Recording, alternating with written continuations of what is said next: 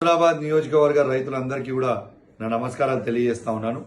నేను మొన్న అసెంబ్లీలో కూడా చివరి ఆయకట్టు వరకు నీళ్లు అందాలని నేను అసెంబ్లీలో కూడా డిమాండ్ చేయడం జరిగిందని చెప్పి ఈ సందర్భంగా తెలియజేస్తా ఉన్నాను.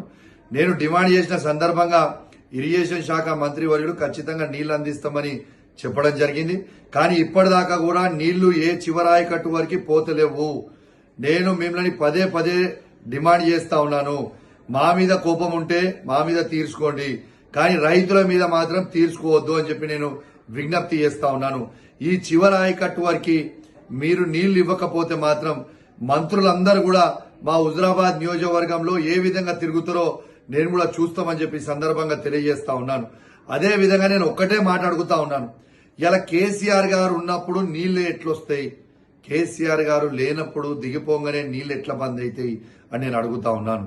ఇలా ఈ యాక్షన్లు చేసుడు, ఈ డ్రామాలు చేసుడు బంద్ చేయరి. నేను స్థానికంగా ఉన్న మంత్రులకు చెప్తా ఉన్నాను, ఇరిగేషన్ శాఖ మంత్రివర్యులకు చెప్తా ఉన్నాను, స్థానికంగా ఉన్న నాయకులకు కూడా చెప్తా ఉన్నాను.